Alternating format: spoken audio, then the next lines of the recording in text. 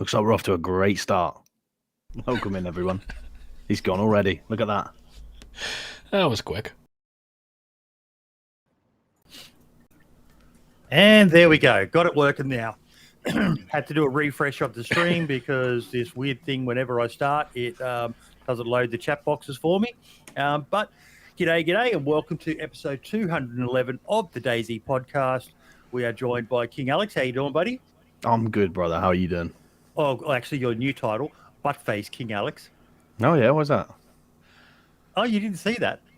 Well, I must have missed that. I tagged you on YouTube, mate.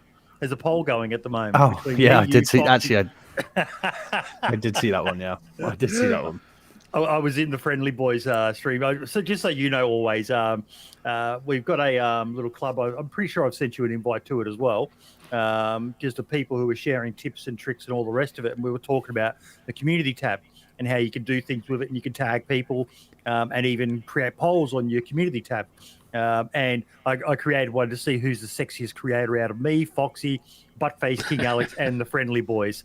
I was in the Friendly Boys chat last night, and they asked me who was winning. And I said, I think at the moment you guys are, but because the two of you, we're going to divide your score by 2, so you're coming last.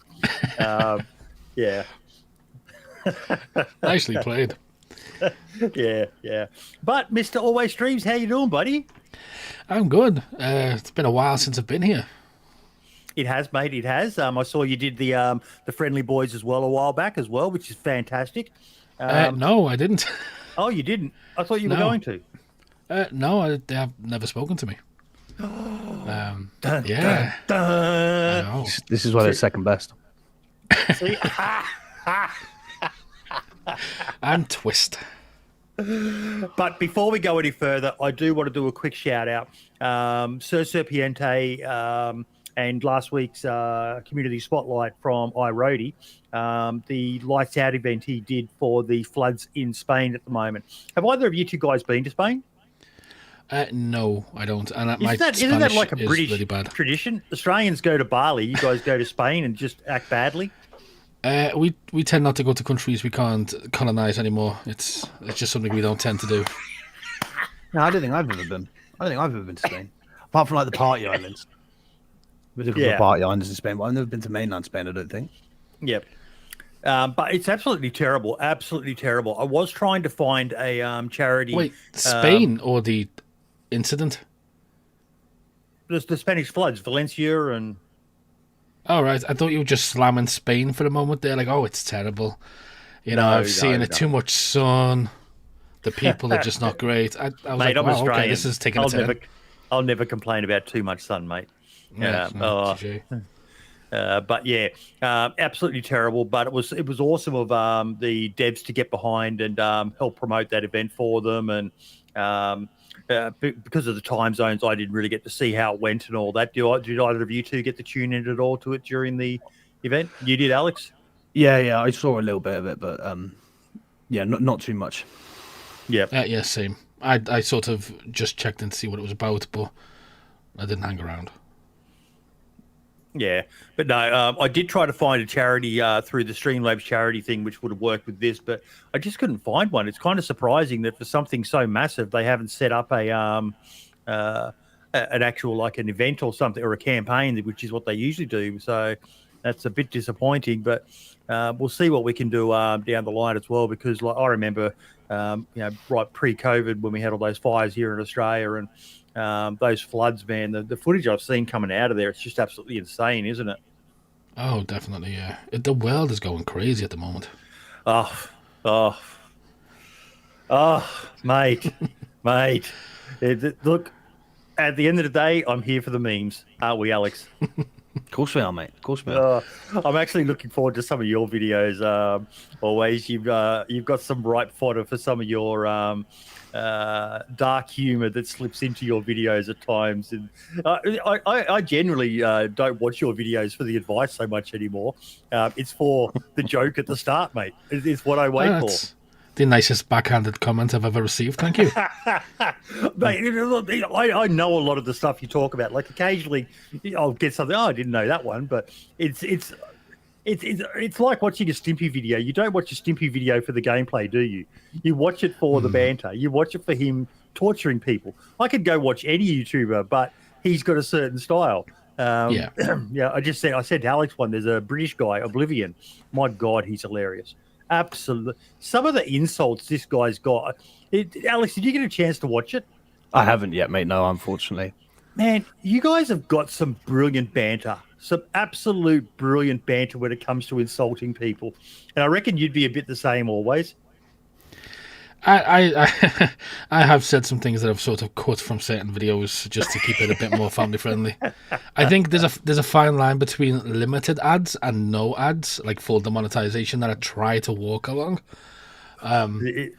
Yeah. It's not really an issue for us. We just know that nearly every episode gets demonetized. It's just a matter of how fast we can speed run a day, Alex. Well, that's it. Not long to go now. No, not long to go. January we can say retard on stream again. I'm counting down the days.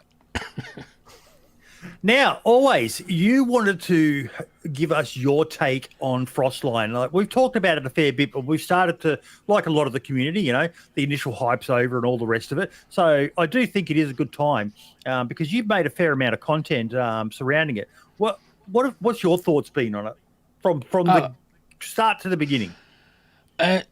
So, I think we kind of have to go right to the start and just look at like the hype that sort of surrounded it first. When it first started, I think so. It started with the event, didn't it? You got invited to the event, the Frostline event. Yes. DayZ Unite. Yeah, and there were quite a few streamers who didn't get invited that seemed to have some choice words to say. No, you're saying there was discontent in the DayZ community. I know, right? So I don't believe you. That set a tone. And I was like, okay, well, I can see some people feel nobody likes to be left out of anything. I think some people sort of felt left out, and that's fine, whatever. We kind of moved on. And then time went on, and we sort of started talking about the actual map and who was going to be playing the map early. And then we had a little bit more of those people speaking out again. And that, again, it was such a weird time. That was something I wanted to talk about at the time, but I never did because I didn't want to grow the issue. I think enough time's passed now to sort of give a little bit of commentary on it in a sense. There were some people who just didn't like the fact that they weren't invited to the initial play, which, again, as I say, nobody wants to feel left out. Everybody wants to be included. Absolutely fair enough. But the way it was handled probably wasn't the best way to handle it. A few people obviously severed ties with DayZ themselves because they started I think somebody described it as a hate campaign, which was an interesting way to sort of address that. And it put a little bit of a damper, I thought, on the first few days that the DLC was available, where everybody was making content, everybody was hyped, people wanted to watch streamers, people wanted to see what it offered. There was quite a bit of trouble on Twitter and social media in general. So I think that did put a bit of a damper on it for me. I came off Twitter for a while. I was like, I think people could just, do their own thing. And then obviously we got the actual map itself, which has now been out for a month. And first of all, what do you think? Have you played the Tenor, the map it was based off of? Yeah, Tenor, yeah. Yeah, way back when. What were your thoughts when you found out that it was going to be reusing that base map? Oh, I went through the emotions. At first, I was like, this isn't good. But then every map we've got for DayZ has been based on another map from Arma. So it's like, this isn't a new concept. It's not a new idea. It's something they've always done. Because creating that part of the map, as far as I'm aware, is extremely difficult. Like, that's the hardest part, to create that base. So you sort of have to reuse it. Otherwise, you just end up spending excess time that you don't need, on a map. So at first, I was like, it sucks. And I was like, but it's good. And I was sort of leaning more towards I'm not happy until I started seeing the screenshots. Once I seen the screenshots and how the map was coming together, the systems that they were implementing, because when we got Livonia, there wasn't really anything that came with it. We just got Livonia, all the systems were the same, the weather didn't feel that much different, maybe a little bit more rainy because it was more tropical, but there wasn't anything that I just thought, wow, this is like the greatest version of DayZ. It was just a new map. You know, I'd played many games with different maps, same mechanics, same everything, but this started to introduce new mechanics. It started to introduce the new core mechanics, things that we'd been playing for years were now transformed and adopted and adapted. And I think the more I saw, the more I started to get hyped, and I was like, okay, this is good. And then I saw the ice sheets as well. I was really happy with the ice sheets because I think it just looks so good. Like some of the shots you can get is just so well done. I don't recommend walking across them, but to look at them, fantastic. So that probably takes us up to the start of the test for the streamer exclusive event. Did you get a key? Yes, I did. I got to play on day one. My first experience, which I will probably be releasing as a short, is this literally the second I joined. I did like a little live for members only. It was like a pre-recorded episode, but I joined. The second I joined, the server restarted. I was like, wow, this is okay, and it's gone. Like, it was just so quick. And I was like, well, that's officially my first experience of Sakal. But yeah, I joined it. I met a lot of people, spoke to a lot of streamers, got shot by a lot of streamers, met some more, got shot some more. It was very chaotic because I think when that first came out, the people you were going against were people who played DayZ for a living. Like, a lot of these people were playing DayZ religiously at that point. So you sort of were up against the best when you were trying to shoot people, and it was it was a challenging time to be a survivor. It certainly was. I know you had a lot of fun on there, Alex. Yeah, it was good, and I definitely. What server did you play on when you were in the test? Always, because I noticed a complete difference between EU1 and EU2. EU2 seemed very bloodthirsty in comparison to EU1. When I was on EU1, I had a lot of interactions, some good runs. When I went over to EU2, it was like a different story. There was just bullets flying 24/7. Yeah, I think that was because with EU1, because I had the same experience with EU1 when you were there. That was sort of the main server most people sort of went towards. They seemed to gravitate towards that because they wanted some good content. So people were more likely to say hey and everything. But yeah, you are absolutely right. EU2 and even EU3. To be fair, it had fewer players on, but it was still a bit of a bloodbath, I found, because people just wanted kills and they got them. Yeah. I was set down here, man. It was basically a ghost town because the big boys down here, the majority of them don't play on the Australian servers. Yeah, I still ran into a few people, but it just wasn't like, Grand Central Station. So it was quite easy to just take my time and wander around and search and just discover things and get the shit scared out of me. Kind of the way I love to play it. I've gotten really bored with high pop servers, so because it's just non-stop deathmatch, which is a sort of a segue to a later thing with you always. But yeah, I just found it was kind of yeah. And then like we've got Rhodey saying there in chat that. Did either of you two notice any dip in your, or was it sort of mitigated by the fact that there was a lot of people with fresh eyes on there? But there was a significant amount of the community who were just going pretty much, blackout. They didn't want to see anything. They didn't want to know anything. They wanted to find it out all themselves. And 2 weeks, we did talk about this always, but that was a long time to make the punters wait for access. Yeah, I think, though, that was obviously their version of a playtest. That was their version. So they had to have one. I think ideally they would have preferred longer to have such a playtest go forward. But yeah, I kind of, I get what you're saying. I think it's the opposite. I had a lot more views during the playtest than now. People in the playtest were watching a lot, because they were excited to play it. And now it's out. I think the views are less because more people are actually playing than watching. I think the hype was there. People really wanted to watch it. And then now it's out, people are having way too much fun playing it to watch. So I think it's had the opposite effect for everybody who didn't want to watch. There was 3 who did, whereas now those people who were really into it are playing it. Yeah, no, that's fair.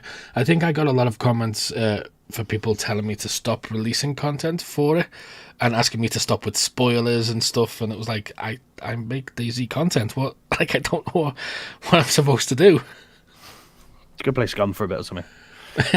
Yeah. So it's been a couple of months now. What's the reaction like to stuff on your videos about it always? Because you make a lot of good tips and tricks videos, as we were saying, interlaced with your spicy brand of humor. Yeah, that's not exactly what you said. Your specific words were, I don't really watch it for the tips, but occasionally you make me laugh. Video or it never happened, mate. Oh, fuck, we're recording. I sort of had my thoughts in the video when I did the review. I stand by it. I think it's the definitive edition of DayZ. I think there's so much to it. The thing is, it wasn't just the map that came, but it was the entire patch 126, which sort of catered towards this entire new map. We had so much come with it that the game just completely changed. And it made it more difficult, but it also added some more accessibility as well in other areas. It's like listening to one of his videos, isn't it, Alex? He's such a good narrator, isn't he? Got good cadence in your voice. You really do always. It's something that I'm sorry for interrupting there, mate, but it's literally you're one of the best speakers I've ever heard, mate. If this fails for you, if you could lose the humor, you could narrate children's books, mate, or be one of those. Actually, I reckon he'd go really well reading dirty books to menopausal women, wouldn't he, Alex? Yeah, I wonder where you were going with that, mate. But yeah. Yeah, okay. I started talking about children and then my brain switched to he should read it for God. Oh, yeah. My God. Oh, yeah, please don't clip that. Oh, my God, that's fucked up. Oh. There was just no segue. Chris Hansen, what are you doing here? Fuck me. Yeah, I don't know how to respond to any of that, so I'm just going to awkwardly sit here silently and wait for you to move on. Well, have you done any media training or anything like that? Because it's probably the thing that sets you apart from a lot of other people in there, in that sort of space, is you have such a good flow to your videos, mate. They flow well. You narrate them well. Is this something you've just learnt, or is this something that you've had training in or previous experience in something else? No, none of that. So basically, and it comes down to, it spawned from a bit of a disability. So bit of a reveal here. I never spoke a word for whatever reason until I was about 8 or 9 years old. Wow. So yeah, nobody knew why. I didn't know why. I was taken to doctors, I was taken to speech therapists, I was just taken around. And I think what kind of happened was everybody learned their cadence from each other and certain tones and expressions. Whereas because I picked it up later, most of mine was sort of taken at a different stage. So I think that's just where it comes from. It's just like a natural accident that is excruciating, because in my day-to-day life, I always get asked all the time, where are you from? And I'm like, well, here. And they're like, no, originally. It's like, no, still here. Like, I was born here. But yeah, I just think it's a broken accent. I don't see the positive of it. It's one of the things I probably would change if I could. I would not change it, mate. I think it's one of your strongest bits. Like, I genuinely, I think I've said this to you before, mate, but you really do sound like you should be reading Paddington Bear books or something like that. You've just got such a great narration style. You've got an amazing voice to listen to, doesn't he, Alex? Yeah, it does. So I'm just trying to work out, what are you, late 20s, early 20s? 30. 30. Oh, okay. I was wondering if you just didn't speak until DayZ came out. But you know, the mod, as soon as the mod came out, you were like, right, fucking finally, I've been waiting for someone to talk about. Yeah, I think my mum always says that I never spoke for like 10 years, and then one day I just never shut the fuck up. Saving it up. Accents of it, but no, you do have an amazing voice, mate, and I think that's one of the things. And that's it. Also adds because you do sound like a right proper British gentleman. With this lovely cadence and flow, and then these dirty jokes just slip into your videos. Yeah, they crack me up. It adds to the delivery of them, mate. You know, someone listening to your voice, they wouldn't expect to hear some of those jokes. You know, your Helen Keller one, I think it was, and things like that. And it's just absolutely brilliant. Absolutely brilliant. Hey, Yeah. I haven't watched the last one. Have you capitalized on P Diddy yet? I think I've said a few things about him. I'm not 100% sure. See, I don't write any jokes or anything. I just speak and they come out, and then I'll edit the really bad ones out when I do a review. The edits the really bad ones out, Alex. We need an OnlyFans subscription for the really bad jokes. Yeah. I think that's why they work well though, mate. It's because they're not thought out. They're off the cuff, and like that kind of humor works best, I think, rather than you trying to force a joke into a specific thing. I think that's why it works, is because when you're just reeling them off, mate. And I think I think that works well. Natural comedians, like a lot of people talk about Joe Rogan being a comedian. I do not find the guy funny at all. I've watched a few of his comedy sets, and to me, he's not a natural comedian. He's not. He gets comedians on his show who are constantly. He's a theoretical comedian. He studied it, and he understands the ins and outs of it. But he's not a naturally funny guy. I don't look at Joe Rogan and think like I would for Chris Rock or Dave Chappelle that they're going to crack me up in a general conversation. But always, you're a natural comedian, mate. This stuff just flows out, mate. It's brilliant. I love it. I'm always waiting to see. Yeah, well, like Dan J says there, thinks you might have Tourette syndrome. You just can't help yourself with slipping dirty jokes in there. Shit. No, I think there was one video that I didn't. The only video I didn't edit any of my remarks out of was a video, something like the most messed up things you can do in DayZ, because I sort of wanted more of a rawness to that video. But other than that, yeah, like some videos will have like no jokes in them, because I think it's important to be natural. If you don't. Yep. If you don't have anything to say, don't force something. Otherwise, it will just sound weird and strange. So I try to just be natural with it. Like I said, I don't really write anything. I just say if it's funny, it's funny. If it's not, it's not. It's fair enough. You know, I'm completely fine with not being funny. I hopefully have the tips to fall back on, although you apparently don't think so. But other people may rely on the tips. Yeah. You do. I do enjoy your tips, mate. But it's more. Whenever I see an AlwayStreams, it's like, what's the joke going to be today? It's not what am I going to learn. It's what joke is he going to slip in here? And I'm kind of sitting there listening waiting for the joke. And I love your little bits of gameplay that you put in there as well. You for people looking for someone for inspiration, always has a great format to his videos. He's basically worked out his style. Does his intro, puts in a joke or two, and then that little cut to a bit of gameplay that is sometimes related to what you're going to be talking about. But yeah, it's a very, very good format. But yeah, so back to Sarkle. So we had the massive 2-week event, and now we're in the wash up of it. Are you still finding as much interest in your videos about it from people?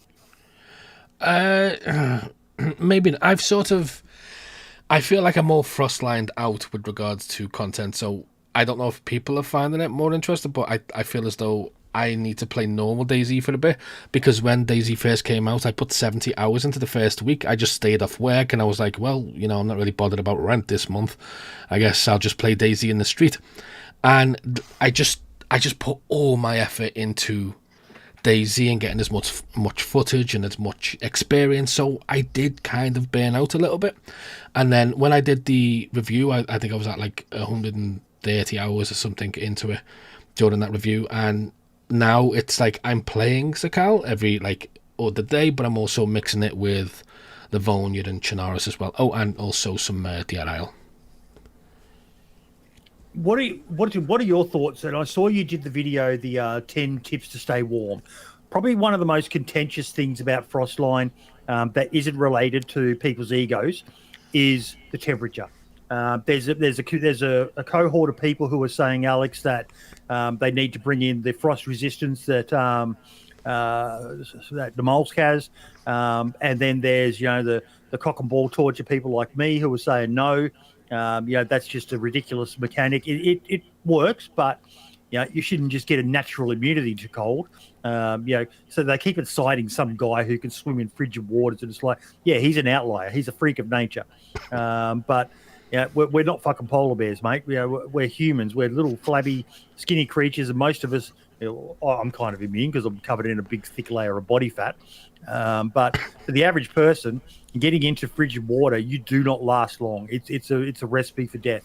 Getting wet, you're being in an extremely cold environment, and this magical resistance. But I was speaking with my son, and he's been exploring the map. He sets up his own server and does it, and he goes, it does get a bit tiresome, constantly having to light fires.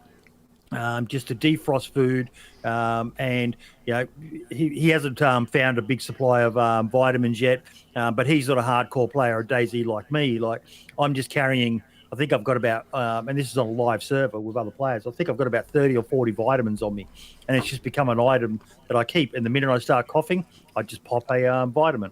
But even I'm finding with everything best insulation, I'm still getting the flu. What do you think about that, Always? I mean, it's a map filled with snow. I'm not really sure what people expected. We wanted a snow map, we got a snow map. The progression when it comes to the temperature and everything, it just feels like it had to be that way. Because if you can just get rid of the temperature and it's not a problem anymore, then you might as well be playing one of the other maps. If you can just get past it. So they sort of needed to balance it in a way where you couldn't just get to a point where it was no longer a thought, or you could just sort of glance past it, because then what's the point in it being there? So I think for me, I always want DayZ to be harder. At the same time, there is a balance. If you make DayZ too hard, then obviously returning players don't really get back into it, so the community will fizzle out. But if you make it too easy, then there's no longevity in it. Nobody wants to continue playing after a week. So I think they've balanced it as well as they could. They haven't made it too difficult, but it's not bad. Like, I don't think in the past few weeks anyway, I don't think I've caught the flu once. I think once you get out of the blue, it's fine. If you carry a torch, and just be quick with the fires. I think starting with a knife was probably the biggest accessibility piece they added to it. If you didn't start with a knife, it might be completely different, but starting with that, being able to make a fire immediately, given the resources that are there, I don't think it's that much of a struggle, really. And even when you've got, like, just go to a fire station, get the fire suit best installation, walk around, you've got a while before you start getting any kind of temperature damage or any illness. See, the one thing, Alex, and I'll go to you here, is despite his name, he never streams. For streamers, it's a very interesting map, isn't it, mate? Oh, yeah. It could be frustrating because when I was streaming, especially during the test event, I had a lot of people saying, "Oh, fucking hell, you're lighting a fire already." But actually, I think it's quite fun for the people playing it, because you actually have to think about what you're doing. Because the same people who were saying about how often I was lighting fires, since they've come back on stream and I've spoke to them from they playing it, they've been really enjoying it. And they've been saying, actually it's more fun to play than it is to watch, because of the fires. Because they don't have to think about their temperature. They don't have to think about their stats. They just watch and chill out, and watching a fire every 20 minutes can get a bit boring, but when you have to think about it, it's pretty interesting. See, being Australian, I don't have a lot of experience with extreme cold, but like Luke, my mate Luke is saying there in chat, I'd personally like a version of frost resistance where if you're alive for over, say, 20 hours, your heat buff lasts an extra 5 minutes. Nothing excessive, as the cold still needs to be the main threat. But I think it's awesome that we get the heat buff for as long, because like with just the little bit of cold that I've been exposed to, my memory is that The second you leave the heater or the fire or anything like that, you're fucking freezing again. There's no magical buff that hangs around you for the next 10 minutes or so because you soaked in some heat from the fire. You leave that fire, you start fucking freezing again. So I'm notorious for wanting it, the old cock and ball torture. But yeah, where is it? I'm going to absolutely butcher this. I'll just say Bjorn said here in chat, if you have the best clothing, you don't need fires and circle. Bunch of news complaining and let them go back to Cherno. I like what you said before, always, that it's great that they've basically gone, for want of a better word, here comes the demonetization, full retard. They went full retard with this map. And I like it. I do. Yeah, definitely. I think it would have been a bit of a fizzle out, a bit of a letdown if it wasn't like that, because there are other maps that are easier, that more accessible. I'd say Chernarus was probably the easiest, and then you've got Livonia because of the rain, so a lot of people do struggle. Plus, although they've done a lot of work on Livonia, there's still quite a few things down the south that need to be worked on a little bit more, I'd argue. And then obviously you step into Sakal. And I do think the progression of all three maps is done really well. So I do enjoy it. I think complaining, I've heard a few people say, oh, well, I just get geared on Livonia and then go to Sakal. And it's like, why? Just stay on Livonia. Like, what is the point in that? What is the point in experiencing the snow map if you don't want to experience the snow map? Yeah. Now, I do want to quickly show a bit. We're going to run the gauntlet here, Alex. Let's see if I can destroy the stream again. But a video got released a couple of days ago, and my God, he did a good job with this. I'm not going to play all of it because I really want everyone to go and watch this themselves. But Jonathan Chernarus, who is an absolute god tier cinematic he makes cinematics, but he released one for Sarkle.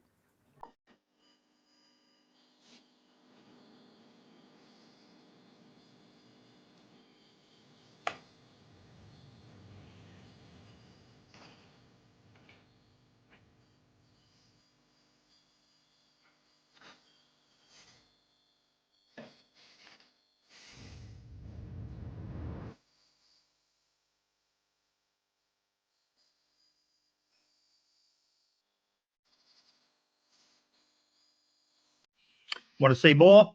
Go watch the rest of the video. But how good does that look? It is completely unlike anything that, especially the console crowd had. Yeah, the design of Sakal, I've said it so many times. Everywhere is a picture, like just everywhere is scenic, everywhere is beautiful, and it's so well done. You just see the mountains in the background, and it sort of, I don't know, it doesn't clash. It merges with the sort of rustic feel, and yeah, I'm just a big fan of it. I think that's its best feature for me. For me, it's the towns and just how, what's the word for it? The atmosphere. It's just absolutely so well done, Alex. Yeah, no, I think it's incredible. I think I took a break last week from streaming Sakal because I'd gone hard. I'd gone 4 or 5 weeks of just playing Sakal, and I came off and I did a bit of Chernarus, which is always great. It's always good to be home. And I played Azalea as well. But when I came back to Sakal, I had that whole brand new feeling of it's just so good to be here. It's such a beautiful map. Yeah, and like I've always I stopped playing for probably about 3 or 4 months because I just really wanted to get the feeling for Sarkle completely, almost fresh back to the game again, and it was worth it. Absolutely worth it for me. There's so many little details they put in, like visually, like under the trees when there's snow, you can obviously see where the snow's been melting and dripping. The higher up the mountain you go, you can see the snow building up on the trees and on the leaves. there's so many little things that sort of tie it all together that just make it stand out. And I think that is one thing that I don't recommend new players play Sakal right away for, because when you do go back to a map like Livonia or a map like Janaris, as good as they are, I just don't think like they compare scenically speaking. There's just so much more to Sakal than them. I think you'd be a little bit underwhelmed if you went to Chernarus as like a third map. Yeah, I agree with you. I think you're right. As great as Chernarus and Livonia are, Chernarus better than Livonia, but as great as it is, it's not. It doesn't hold up when you put it under a microscope. It doesn't hold up visually or even mechanically in the same way Sakal does. Yeah, there's It's so much. kind of I had someone message me the other day. They need to do an overhaul of Chernarus to bring it to the same standard. The same with Livonia to bring it to that same standard. But we've got Daly saying there that when the blizzard hits, his FPS seems to drop to like 2. Is that a common thing? As I'm not the only one who experiences that. I haven't been having that. I still have a bit of an issue around that big city, but I have heard of other people having it, but it's not something I am getting. Yeah, I was going to say the outskirts of Petro, which is the capital, that can be very framey, but the blizzards I've not seen. Yeah, it's same with that. I'm trying to think. Because I also record footage as well, but I don't think there's any, like while I'm recording and playing, I don't think there's any drop for blizzards. Again, the capital, there is like quite a bit for me sometimes. But that does seem to be based on the server as well. I still do want to see a completely unique 2 DayZ map, something that we've never seen before. And, again, the same person, Spud, who messaged me about that they need to overhaul Chernarus. And I think Chernarus should be the priority because it is just, the classic, the OG map that everyone falls back to, despite being, that old girl. She's still got a lot of legs left in her. It's definitely not being taken out the back to get put down like Old Yeller. It's a great map for a reason. I just don't think it's worth overhauling Chernarus. The amount of work that would need to be done, they'd need to change so much to make it feel like different enough. Then they'd sort of cause problems with people who wanted the original Chernarus because people do have a lot of memories there.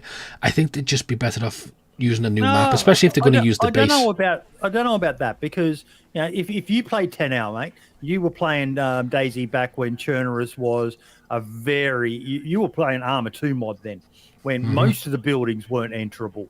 There was just a very, very, very few that you could actually enter. And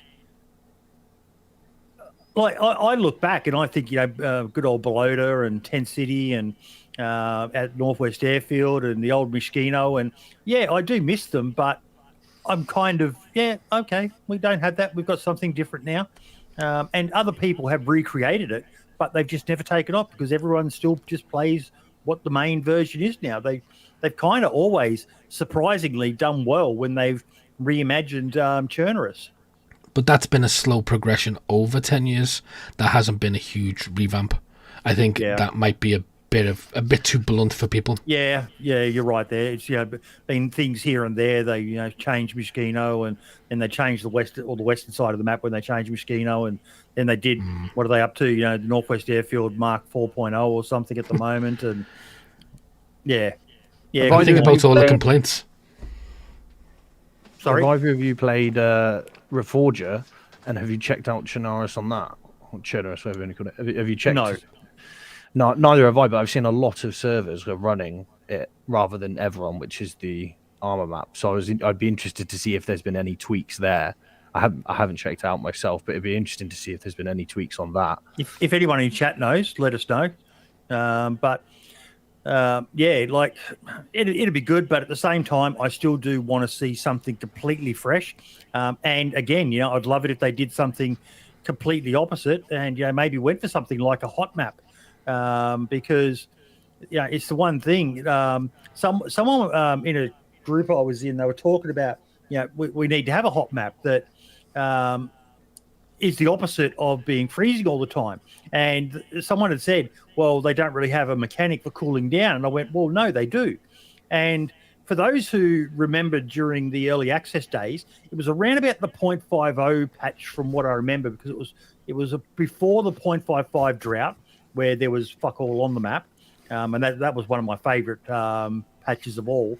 But there was a patch there always where pretty much you had to go and find a body of water every 15 to 20 minutes just to sit in it and cool down. Do you remember that? That's a throwback and a half, that. Yeah. Like, I'd almost forgotten about it until this person said, there's no real way to cool down. And I went, well, no, there is. And, at the moment, a lot of people just kind of forget about it, but you get wet, it lowers the insulation rating of your clothing. So also there is the insulation rating of the clothing. You don't see people running around in shorts and a T-shirt on Sarkle now, do you, Alex? Well, you do. They just don't survive very long. Yeah. So, it's there. And, I remember in that patch always that anyone who had a ghillie suit on was basically constantly yellow heat. Their temperature was, I think at the time it wasn't like it is now. You had the I am sweating, or I am overheating, or I'm thirsty, were the messages you would get. But you were constantly fighting the temperature. And it'd be great if they could do a desert or a jungle map with humidity and make that a factor. I know it'll probably frustrate a lot of people just as much as the fire, because we've got to go and sit in the lake every 5 minutes to cool down. But yeah, I think they're kind of right. It'd be great to see something completely different always. Yeah, definitely. I think that was one of the things that I really enjoyed about playing Eden when that first dropped, is the fact that it was sort of, it had a much higher temperature. So if you were to put certain clothing on, then your heat will go up, it will go to yellow, and then obviously you'd use a lot more hydration a lot more quickly. So that was one of the things I really liked about that map. And also, what's the other map that Spaggies has a server? I forgot what it's called, the desert map. Pakistan. Pakistan, yes. Yeah. That was another one as well I really enjoyed. A bit bare compared to what I would like to see, but overall something like that would be really good. I think a really, really good addition, and it adds so much variety as well. If they were to add something like that, it would completely change everything, really. Well, I wonder, rather than making a cooling down mechanic like you have to do that, I wonder if it would be easier to have set locations as sort of temperature wise. So if you went into a building, that building would be this temperature, and it would slowly bring your temperature to whatever that one was. Then you wouldn't have to worry about a cooling mechanic being on Sakal, which would then make it harder to warm up and stuff. What are we looking at here? You guys remember this map teaser from almost 3 years ago? Quima, another desert map. I've never seen this. Oh, same. Oh, look at that.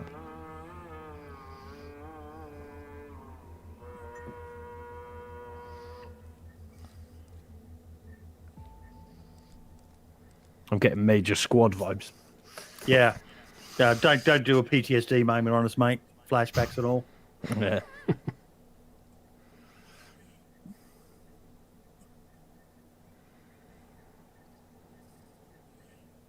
Oh, wow.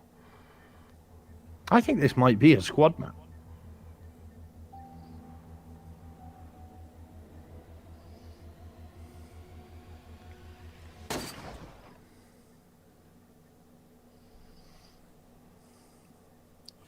What's the latest on this map, anyone? Like, I'm going to reach out to Evoker again.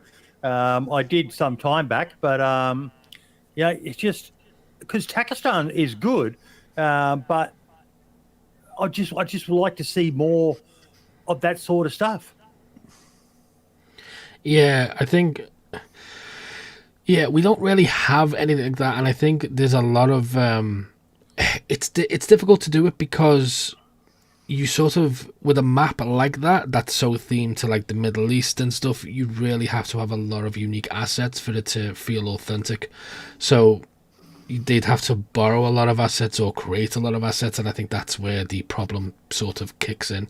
Whereas obviously with Sakal, they just remade a few buildings, they changed the insides, but the core buildings remained.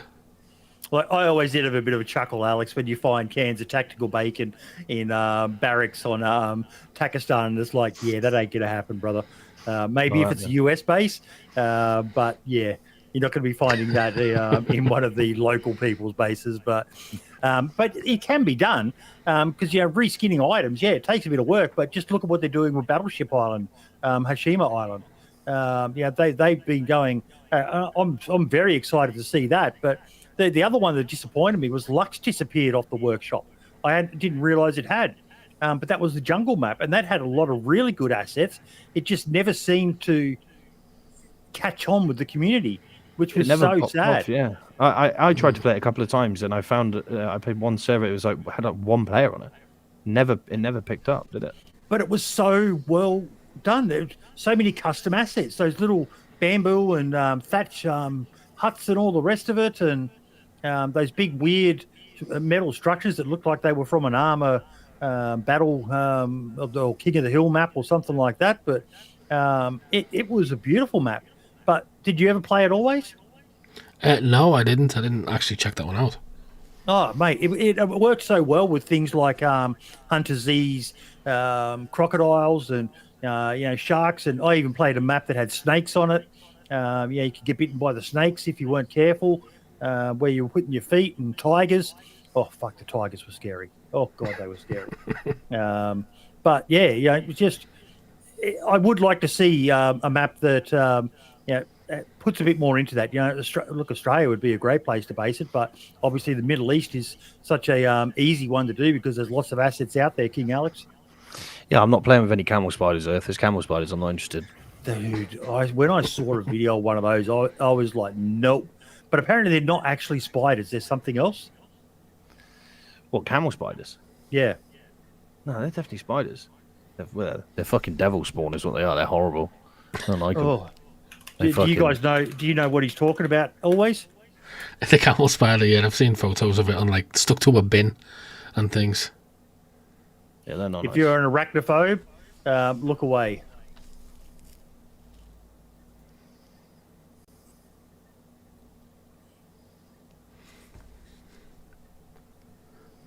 Yeah, see, I just think they look cool. We don't really have anything like that here. Look at the size of the bastard, though. Look at that picture where he's holding it up by his leg. Look at the fucking size of the thing. Yeah, but you could still squash it with a single squeeze. Might bite you. No, but I think part of the fear comes from they look for shade, so people think they're chasing them. And they run after your shadow. Well. Yeah. Yeah, no, I like all spiders and stuff like that. I'm not sort of deterred by them at all. Look at that. I mean, what even is that?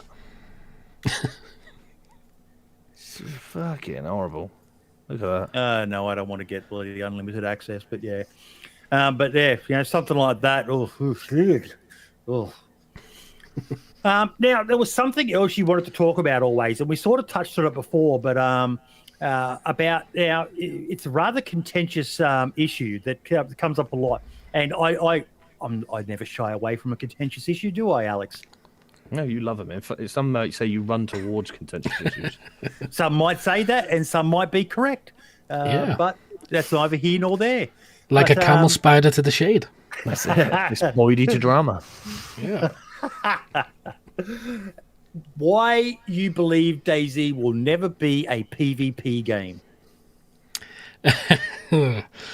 Okay, well, we're just going to dive right in. You're not good with the segues today.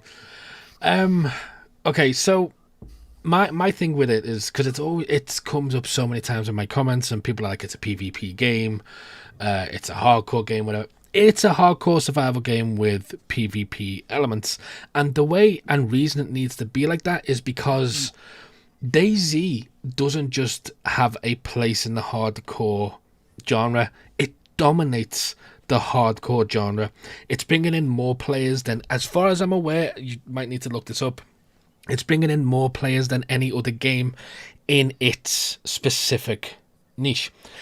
If you were to change it over and invest more in PvP, then what you're doing is you're taking a game that dominates a genre, you're putting it in another genre that's dominated by other games that have got billions and billions put into their games that release every single year, and it just wouldn't compete.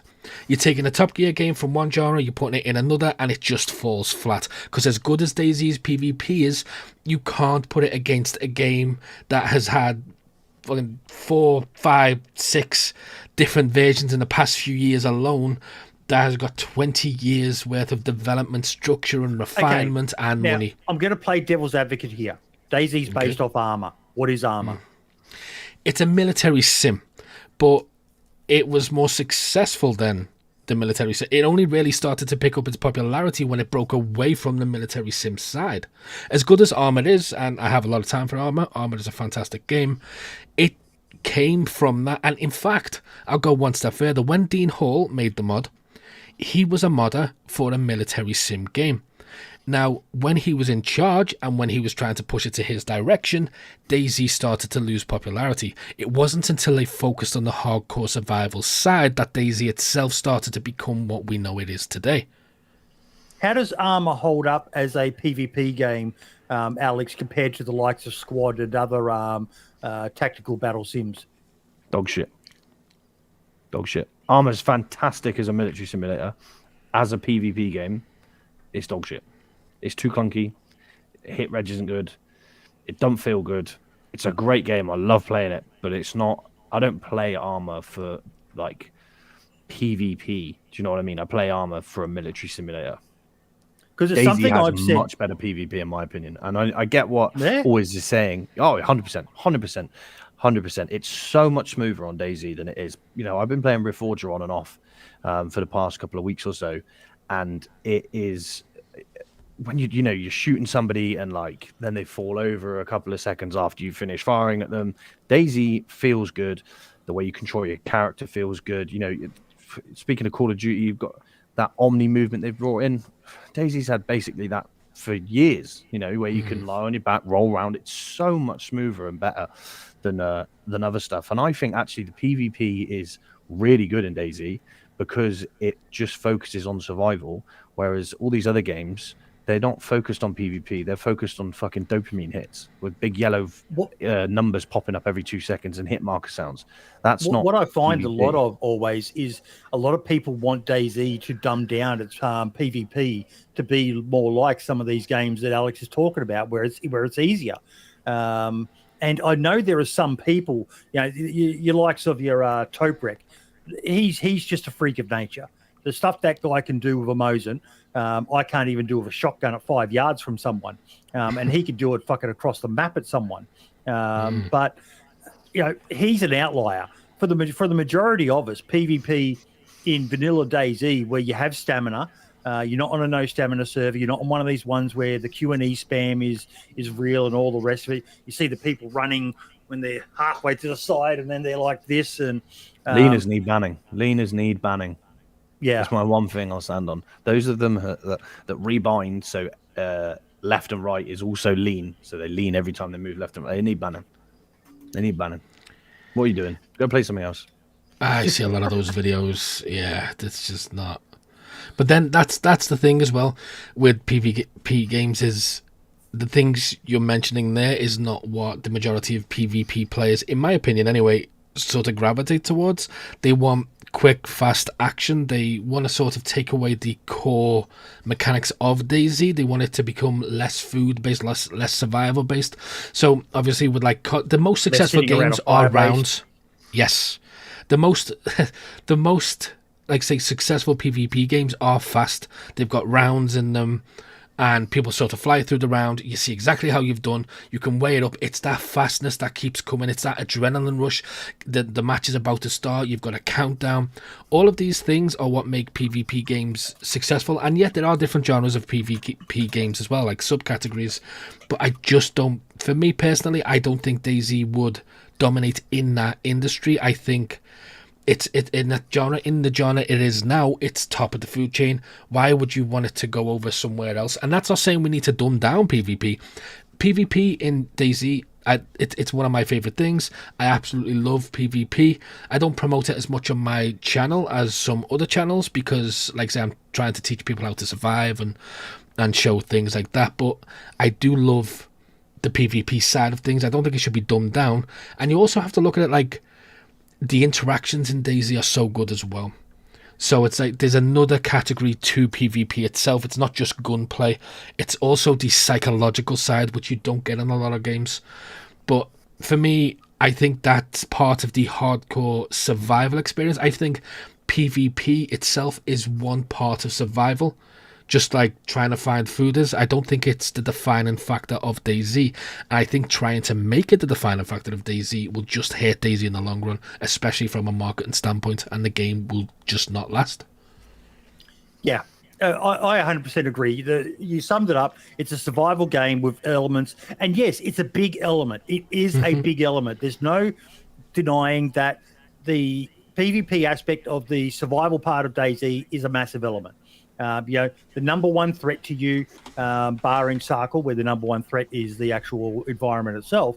But even then, the number one threat to you is always other players, and what gun they have. And Stud Muffin says here, give us the inertia gunplay again. It's always been one of my biggest issues, Alex, is the feel of some of in particular, the powerful long rifles. Now, for those who don't know, our boy Alex is a sniper. How easy is it to whip up a long rifle and pop a shot off instinctively? Not going to happen. Not a long range weapon like a sniper rifle. It's not going to happen. You ain't going to hit shit. You could hip fire it. You could hip fire it for sure. But it takes a while to get that weapon up and steady. Otherwise, you may as well just be throwing a handful of rocks at them because it is a hard thing to do. Like the longest rifle, barring machine guns, that I fired was the SLR or the FNFAL.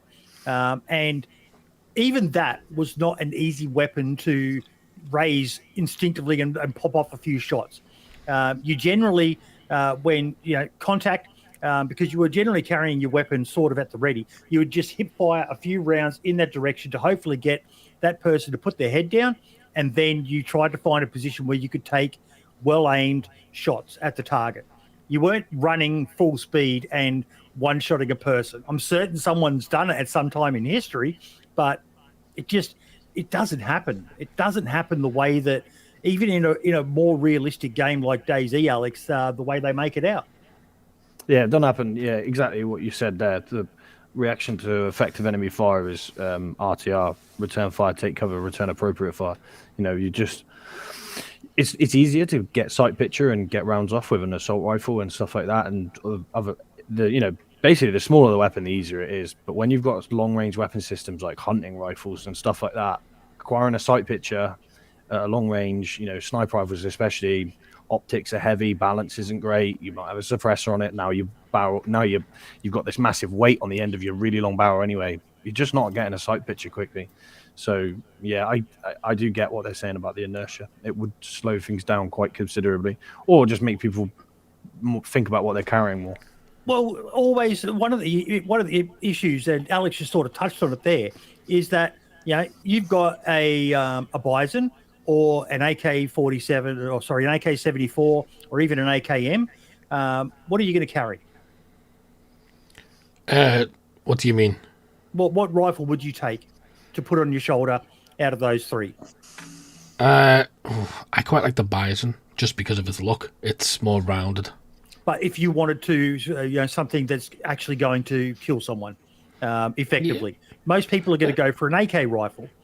What DayZ doesn't do well enough, in my opinion, always is give people a valid reason to carry those smaller firearms. Like everyone carrying a long rifle should have a secondary of at least a pistol on them. And at the moment, there's really no need, because where they go wrong, in my opinion, is it's too easy to use those big weapons instinctively to just, no scope a shot off in that direction or whatever. Whereas, Alex, did you carry a pistol? Mm-hmm. Yeah. Yeah. I carried a assault rifle, a sniper rifle, and then my Glock as well. Yep. And the reason you do that is if someone does fucking, surprise you, as a signaller, I carried the platoon radio. So when I was on the radio, And that's an important fucking job. I have to maintain comms, and let me tell you, they fucking annoy you with wanting sit reps every 5 seconds. But when I've got a radio in one hand, yeah, I could hold my Steyr and like that. But even a Steyr, as small as it was, has got a fair amount of kick to it to be trying to fire it one-handed. So I was issued a pistol, so that a pistol is the perfect one-handed weapon. You can actually be accurate. Just the whole design of it is made better, and they don't do it well enough in DayZ always. Yeah, no, I completely agree with that. I think that is a big valid point there. It's not as balanced as it could be. And as you say, there is no reason really to use the lesser guns unless you're sort of around the coast and you don't really have anything else. I think that's the only time, because for example, I'm a big Pioneer fan. It is a very underpowered gun, but I like the look of it. Again, I go for looks. I like the look of it, and it's quite silent as well with a suppressor on. But it's not a very good gun. There's not really much reason to carry it. There's no advantage to really carry it over something else. If you come across like a VSS, for example, I would always go for the VSS over it, just like if I was looking to try and take somebody out. Although, again, that was a bad example because the VSS isn't the best of guns. But you get what I'm saying. So I do think... I love the VSS. Actually, no, I lie. I don't carry it anymore. I go for the Asval. Yeah. Yeah. I like that. To be fair, I always like the Mosin. If I've given any choice of any gun, I'll always go for the Mosin. I just think it's the gun that keeps on giving. You can't fail with it. It's such a good gun to fire. Like, I've shot one IRL with a PU scope, and it is so nice to fire. The sights on it. My son was genuinely stunned when I grabbed it, and he was like, "It's almost like you've shot this before." And I said, "I can see why it was such a good rifle." It's just for anyone who likes shooting. The Mosin is a beautiful rifle, but not for everyone. Like for me, again, I couldn't hit the side of a barn door. But for the PvPers, Alex, what do you rate the Mosin as for a weapon to have in the game? I think it's dog shit. I don't like the Mosin. PU scope's awful. PU stands for pretty useless, in my opinion. I don't like it. I do not like it. The Mosin itself, iron sight, great gun. Packs some heat, that thing. You know, when you pull that trigger, a large amount of hate comes out the other end and puts people down. But as soon as you put that PU scope on, I don't think it's that good. It's not as bad as the SSG scope. The SSG scope's much worse, but I don't like the PU. I would take something like a Savannah with a hunting scope any day of the week over it. Or a Tundra. Tundra is my go-to with a hunting scope. I think a lot of people like the Tundra. I think that's a lot of people's go-to. It's it's just one of those guns that you can just especially whip out since anywhere. they nerfed the Blaze. With with having the spread. 2 laser rounds. Yeah. Yeah, I didn't like that decision. There's a few things though they've done, like even making rags make a noise when you put them on your feet. It's just not, for me, not the best choice. Because DayZ's all about balance. You know, you make a decision, there's a positive and a negative. The positive in that is it's quite easy to make. The negative is it wears down very quickly, and if you're in the middle of a gunfight and you put it on and you've ran a few places, those rags will just go very quickly on your feet, and then you're bleeding while you're in the middle of a fight. I think I've got a video on my members thing of that exact thing happening to me. So there are certain things that I think could be balanced a bit better, as I say. Just give us a reason to, like the Amphibia or the Mark II is one of my favorites. If I can get one of them, I'll carry it because it's just great for eliminating infected. But give us a reason to make those smaller, whether it be the SMGs or the pistols, that people want to switch to their weapon. If it's something close range, they hear a noise behind them, they switch out to their pistol, and get a reason for people to want to use them, because they're pretty damned ordinary. Like that's one thing I will say for Sarkle is I reckon there's a lot more people running with Makarovs now than have ever run with them in the past, Alex. Yeah, no, I agree. Scorpion as well. Scorpions are underrated. You can one burst you put. I mean, it takes a whole mag, but it comes out quickly, and you can easily flat pack people with that thing. I think a good mechanic that could be brought into DayZ is like transitional shooting. If you had a pistol, and you got a stoppage with your main rifle, you would have the ability to just quickly press a button and you could just drop it and almost instantly draw your pistol out as like a transitional thing that is often trained within the military. And then it would kind of make it a bit more sense to be like, oh, well, I should keep this pistol because now if I'm firing my SKS, I don't have to completely switch. I just press stoppage, press the button, and then I've drawn it straight away.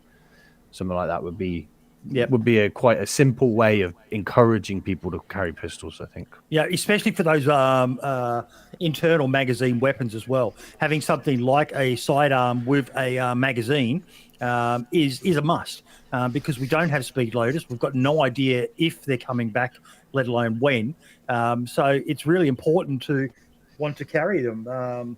And yeah, it might see a bit more of an uptake if they did bring the speed loaders back. Because at the moment, if you're carrying an SKS, a Mosin, a Tundra, I think they're the main ones, you've got to manually reload. So yeah. I sort of have a running joke on my channel that I just hate the Sporter, and it fires mosquito bites, and it annoys so many people. So many people love the Sporter because it's such a common gun in so many places. People have their own version of it. But for me, I've always said, if you get the 22s, just put them in the Mark II. It's a much better gun. It's much more accurate, and the Sporter just doesn't kill anybody. So I say that, and people are like, I love the Sporter. Don't talk bad about the Sporter. And it's like, now I'm going to talk more about the Sporter and just how bad it is.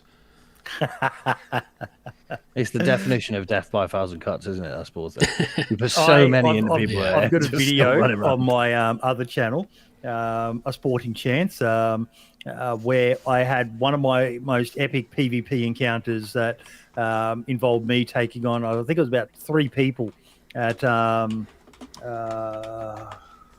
I can't remember the name of it. One of the gas zones, Pullover, PMC. And yeah, it was just constantly knocking people and then going uncon myself and them waking up and me waking up because it's so hard to finish someone with a Sporter. Mm-hmm.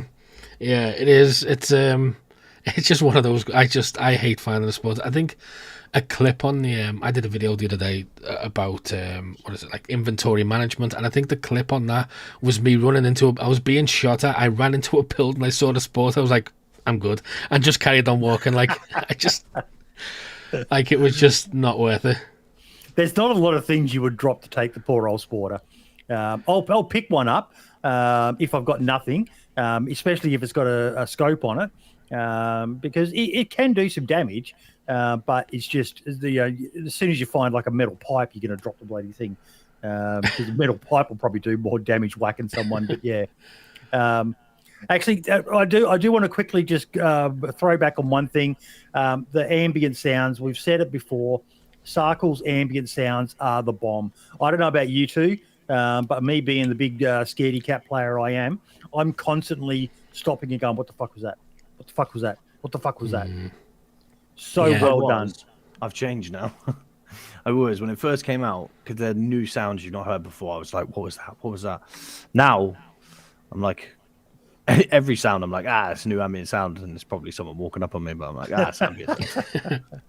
Yeah, I think that's one of the most underrated things about DayZ in general is the sound design and how it's evolved over the past 5 years.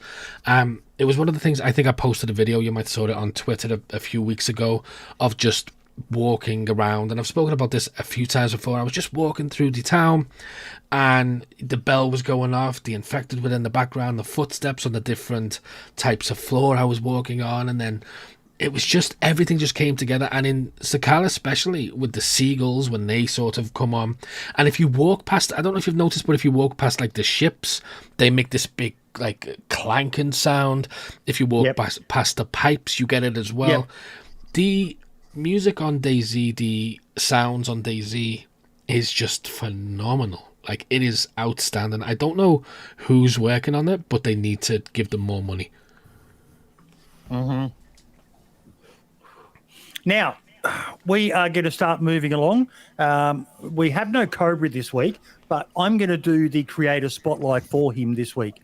I had a video sent to me earlier this week, and I shared it with the rest of the podcast team. The Wisdom of Anxiety, a love letter to DayZ. I'm going to play a little bit of the beginning of it, but It's from a small channel, a guy by the name of Crazy Jake. He's got 2.1 thousand viewers. He's apparently more known for... Oh dear. Uh-oh. He's done it again. This is a regular occurrence for us. Well, we're only 200 episodes in. You know, he's still learning it. He is, yeah. He's not been at this long. No.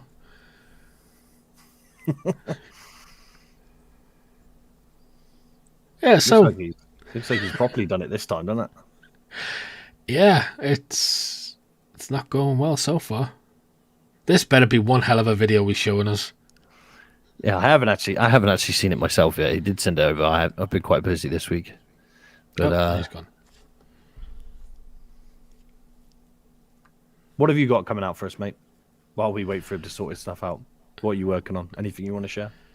I've just been working. I've got a bunch of shorts I've been working on. I try to troll people a little bit with the shorts because so many people get irritated with them. So today I put out saying a short about the well and how you can get poison, and then at the end I'm like, it's actually lead poison. But it just, that annoys so many people, and it's just so entertaining to me. So I keep doing it, and people keep telling me to stop doing loops as well. So I'm doing more loops than ever before. But loops have been proven to like do so well for shorts and Are you on TikTok as well, right? Yes. Yeah, so it's been proven to do so much better that when you do the loops and stuff. So I think stick with what you're doing. I think you're probably doing all right. Yeah, they're not going bad. I think, like I say, I think people are just bored with the loops. And I think when a loop goes on, if you don't notice it and you're like, wait a minute, didn't I just watch this? You don't feel good. I've had it happen to me. But I do use these shorts as a way to sort of troll a little bit, whereas the actual videos, I'm like, try to be on the ball with it and try to be as professional as possible. But, you know, you've got to have fun sometimes. You do, mate, you do. And I think when you've got, you know, other really good content creators that are doing things, you need to stand out. And I think you do a good job with your humor and stuff of standing out, which is important. But yeah. Yeah.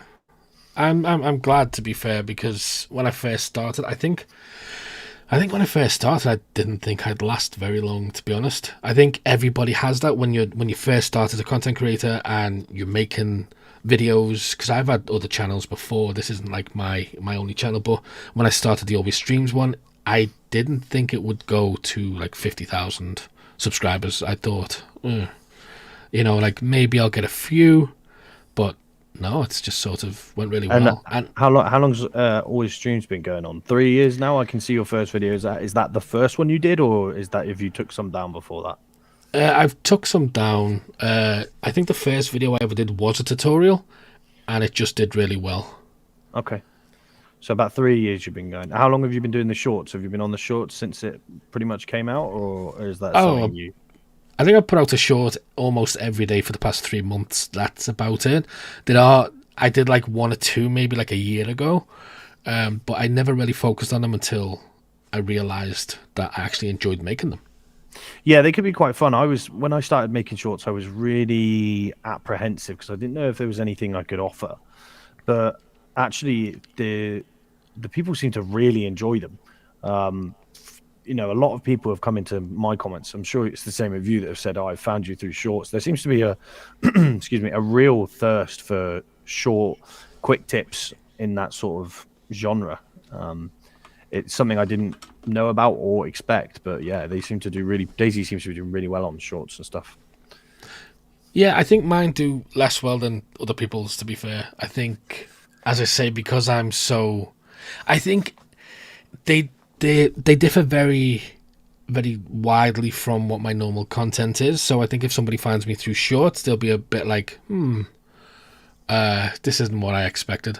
So yeah, there is definitely a learning curve with it. But as soon as I discovered loops, I was like, wow, people can do this.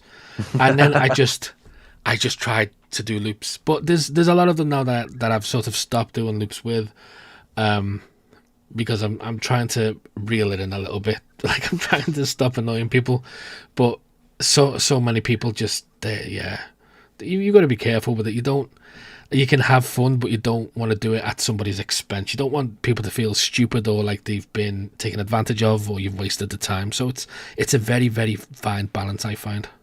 Yeah, no, I do get what you're saying. Yeah, but yeah, I think, yeah, I just think there's a difference for some.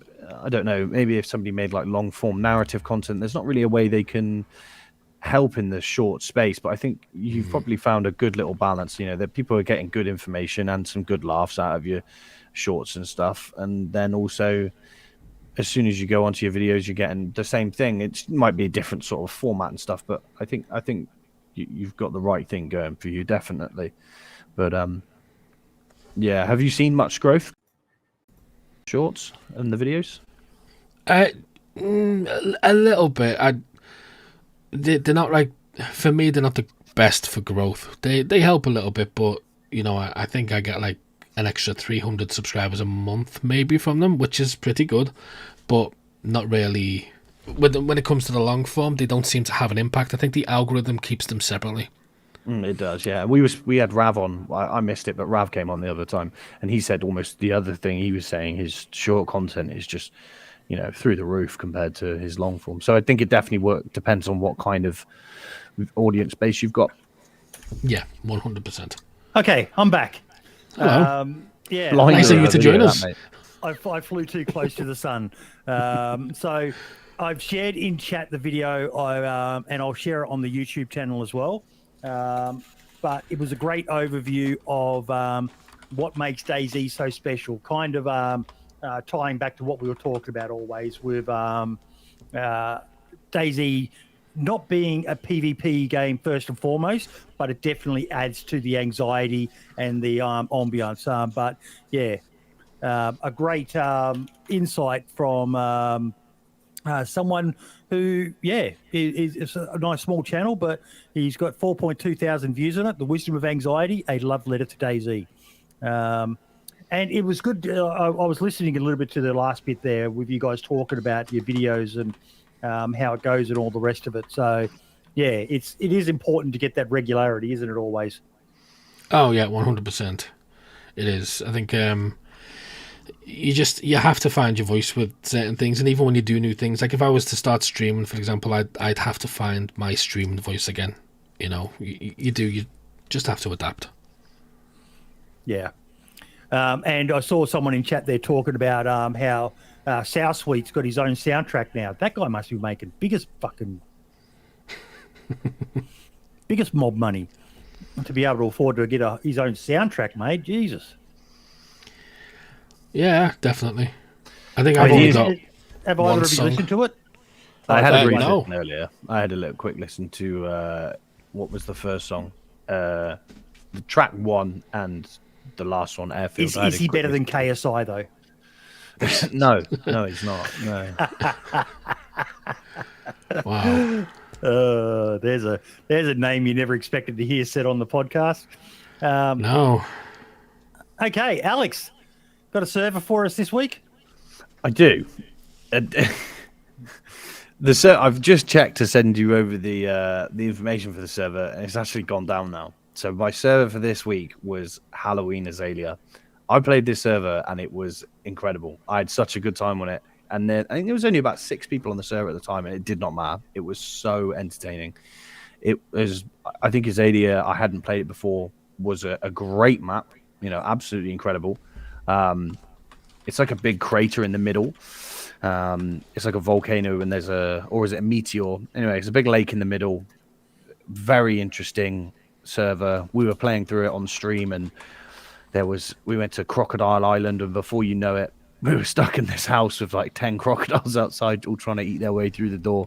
It was just a fantastic server. So unfortunately, I guess it's only up just for Halloween, and then they've took it back down. But definitely next Halloween, go and check that one out, because that was incredible. So, and if you're looking for inspiration for something to put on a server for Halloween, Rag Tyson, one of the guys who is always in our Discord and usually in the streams, I saw him in here earlier. He's got an absolutely brilliant set of mods that are on Halloween themes.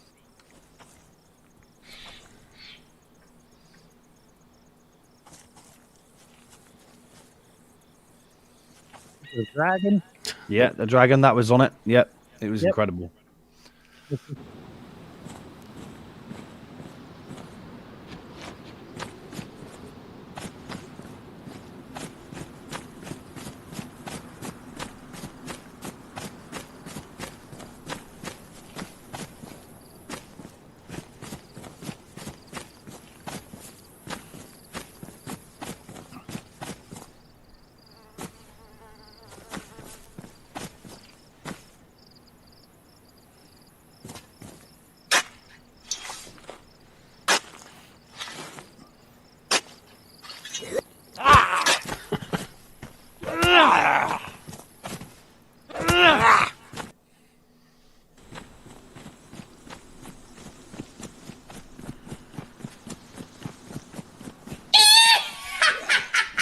That would scare the absolute shit out of me. But yeah, there's just so many little things he's got, and yeah, this is not what you want to see on a hardcore vanilla DayZ server, but for something fun around Halloween time, why not? I think stuff like that's great. Always, you.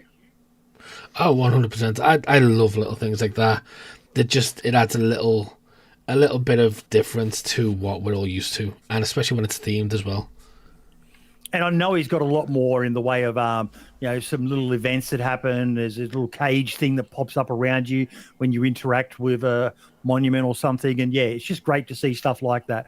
But, yeah, it's sad that server's gone down, or they've just taken that side of it down, Alex. I've just seen in chat, where was it? iRody said he's had to stop it at the end of because he couldn't afford it for another month, but there'll be another playtest soon. So it should be come back. Okay, good. Oh, you're just seeing there, if there's any Xbox players here in chat, the Greedy Peasant has a server opening next weekend. It looks amazing. It's called Just the Tip. Oh, that's good. That's good. He's having a bit of a dig at the friendly boys there, I think. That's awesome. That's awesome. Okay, what else have we got? iRady's Independent DayZ calendar. Let's have a quick look over there. Let's see what he put in there for us this week.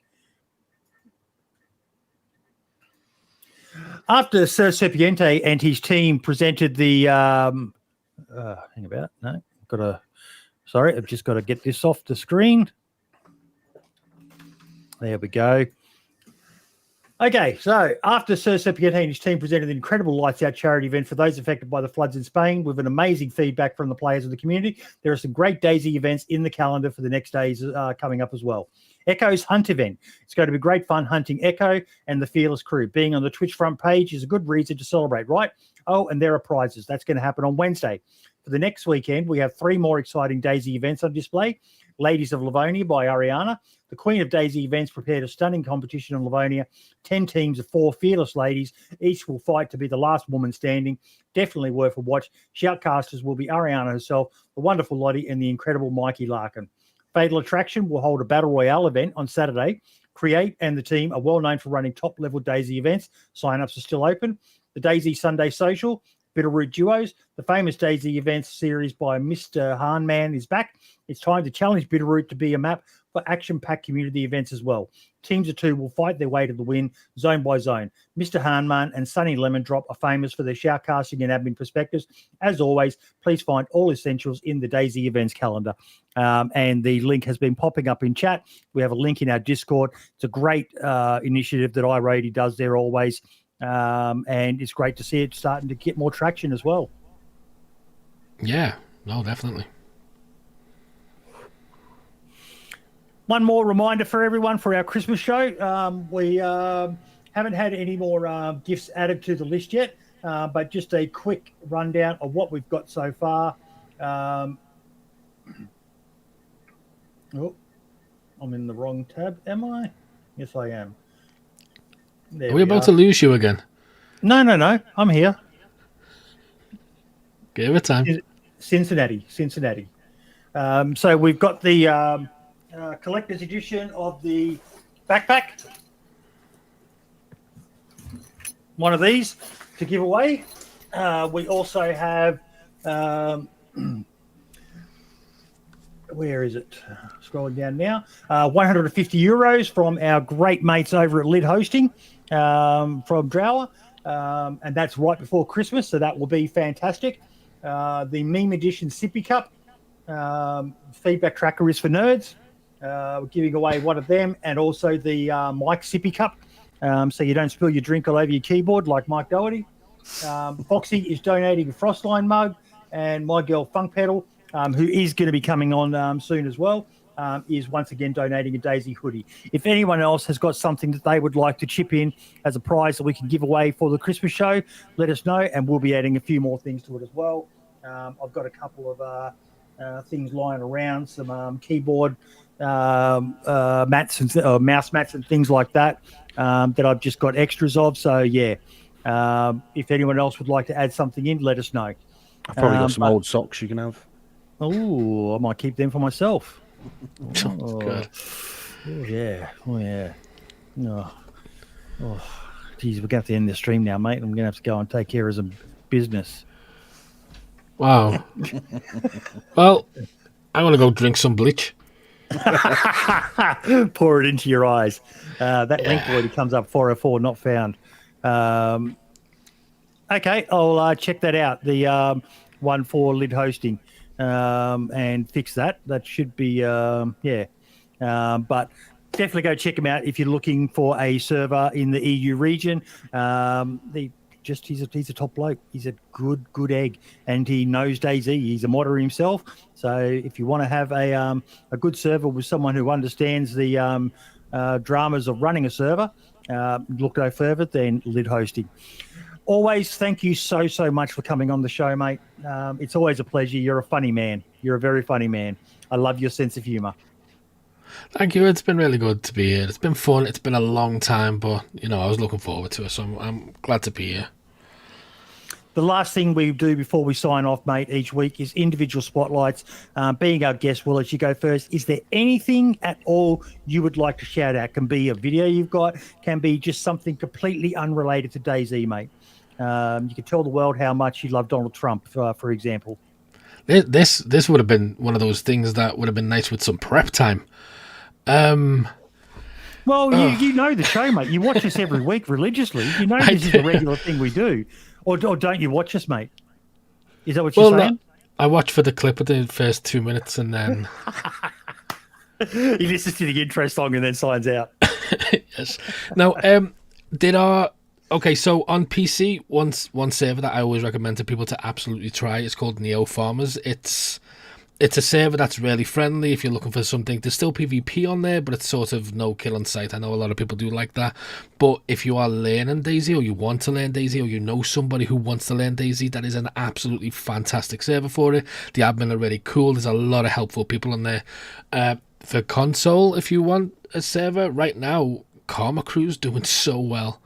Absolutely. On both Xbox and How do they do so well with Mike Doherty on the team? I don't get it.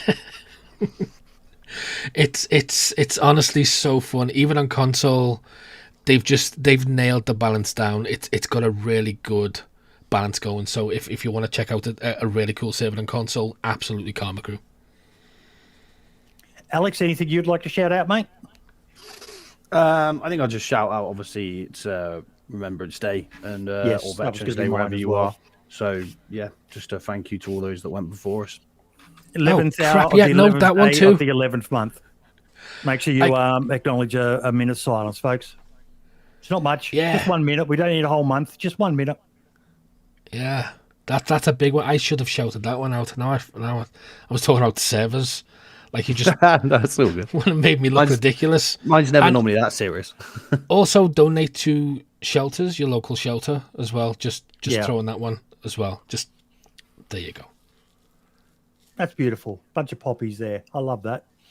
But yeah, I've been watching a few videos around military history and stuff like that, and I think I share some stuff on my Twitter every now and then. But yeah, for 1 minute of the day, folks, is all that you're asked to give. Just to remember those who made the ultimate sacrifice for their country, but also don't forget those who may not have made the ultimate sacrifice, but they still sacrificed a lot. They come back from these deployments with a lot of baggage, And unfortunately, our governments that are more than willing to send our brave men and women to fight for oil or whatever they decide they want to fight about this time, but they're not the best at looking after them when they get back, are they, Alex? Not always, mate. No. That's No. a bit of an understatement. So, yeah. Whenever you can. Sorry, go out. I would like to add as well, if you actually look, there are some like documentaries on YouTube that sort of talk about the wars and what these people went through, and some of them are absolutely incredible. Even if you don't like documentaries, just look at what these people went through. Like, this was just a Wednesday for them. They've done these things, and it's incredible. We play games, obviously you two have experience, but the majority of us just play games, and we see it from that perspective. But when you look at it, when you actually see it as a real life thing, I think it's important to sort of acknowledge exactly what these people have went through. I just shared a video in chat, folks, and it's one that you might want to bank away as well, Alex. I've talked a bit about my journey in the past, and I never went to anything like Afghanistan or Iraq or Vietnam. I went to a little fucked up country, the Horn of Africa, as a 18, 19-year-old boy, or 19 I was, sorry, at the time, and still pretty much a boy. And I came back from there a very different person. All my family said that I changed, and being a typical young, dumb, full of cum and 10 foot tall and bulletproof male, I thought there was nothing wrong with me. Turns out there was, which you guys who watch me each week are very well aware of, that I'm one of the most fucked up people in the community. But this is a video called "You're Not in the Forces Now," and it's a very relevant one because it shows that even if you didn't deploy, just signing up, going through training, and doing your 4 years of service changes you as a person. The things they do to you to turn you into a soldier is insane. And this video, when I first watched it, Alex, it was like someone turned the light bulb on in my head. Just explaining, and there was a couple of analogies in there, one regarding a glass of water, and how they change our reactions and why military guys are prone to exploding in anger. And sometimes that anger can be violence, which is never good, but it does sometimes happen. But the other thing was the change of mindset. And this guy was doing, who does the video, he's got a great Merv Hughes moustache, if you guys know who Merv Hughes is, big handlebar moustacher. But he talks about that basically when you sign up for training, what they have to do to a soldier to make them be a good soldier is imagine a car coming at you down the sidewalk and you're standing there. What are you going to do? You're going to jump out of the way, aren't you? The military basically changes the mindset of a good soldier to be, come at me, car, come at me. And you start walking towards that car. You basically have to be willing to put your body in danger. You think about it. They're shooting at you. What's most people's instinct? You look at these horrible videos coming out of the US. When someone fires a shot, everyone runs, everyone scatters. Soldiers can't scatter. Soldiers can't run away. Soldiers have to stop. What do you call it? Your RTR? Reaction to effective enemy fire, yeah, RTR. Return fire, take cover, return appropriate fire. Yep. For us, it was run down, crawl, observe, aim, fire. So you do run a little bit, but you get down and then you engage the enemy. And it's important, an ambush, the training they taught us, there is no really good, if you've been ambushed, there's really no good tactic you can take. But what they taught us was you just turn and you start walking towards them. You try to get through the ambush. That was the safest thing to do. If you stay in the ambush, you're dead. You need to get out of there. And the best way is to go through them. Because running away, they'll have already sorted that in. So it's this massive change of mindset that soldiers, whether they're Air Force, Navy, Army, whatever, go through. And it has lasting scars, whether you served overseas or not. So just this one day of the year, for 1 minute, don't forget to take that minute silence, folks, and just think about, those who've made the ultimate sacrifice and those who've sacrificed a lot. That was a bit of a rant, wasn't it? Just a small one. but for a very good topic. Yeah, very, very good reason for it. Always, thank you so much once again. We have got a spicy guest for next week, folks. One I've been looking forward to getting. We have the one and only Mr. Battlesquatch coming on. A couple of weeks ago, he was in the chat, and I think he realised that, despite the fact that I am a cunt, I'm not a total cunt. Right at the end, I think I can get away with a C-bomb. I dropped an R-bomb before, so we're probably already demonetized. But he's going to be coming on, and we're going to be talking about his decision to leave the DayZ modding community, and also his issues with monetization of modding as well. I'm actually really looking forward to it, because when he was in chat the other week, we were actually having a really good conversation. So it'd be great to get him on and be able to talk and have a proper semi-civilized, it's me we're talking about here. Alex, you might have to be moderator, mate. But yeah, have a semi-decent conversation, semi-civilized, conversation about his issues with modding in the DayZ community.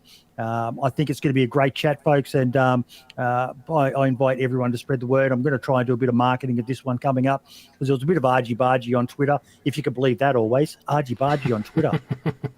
No, not at all. But yeah, mate, keep on doing what you're doing. You're absolutely killing it.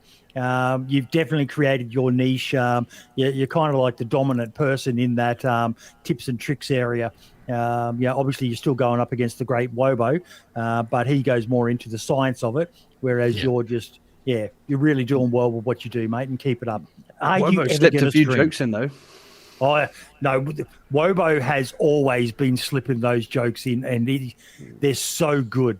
It's always great hearing British people say dirty jokes, because you think of that British voice with, barring when it's like some of the really dodgy accents. Thank you so much, Maisie Yacht. I really do appreciate it, mate. But yeah, it's great when British people say it, because you have such prim, proper voices, and then these dirty jokes come out, and it's just like, Jesus. I have no comment. All the best, mate, and we will see you next week, same time, same channel as always, for the DayZ Podcast. And yes, that is a great song. I Was Only 19. YouTube it. Listen, have you heard that, Alex? I think so. If it's the one I'm thinking of, yeah, I have. Yeah. Mum and Dad and Denny saw the passing out. Yeah, brilliant song. Absolutely brilliant. But yeah. And also the Pogues when the band plays Waltzing Matilda. Another song that'll bring a tear to your eye. But yeah, all the best, everyone. And we will see you next week with Battle Squatch for the DayZ Podcast, episode 212. Ciao for now.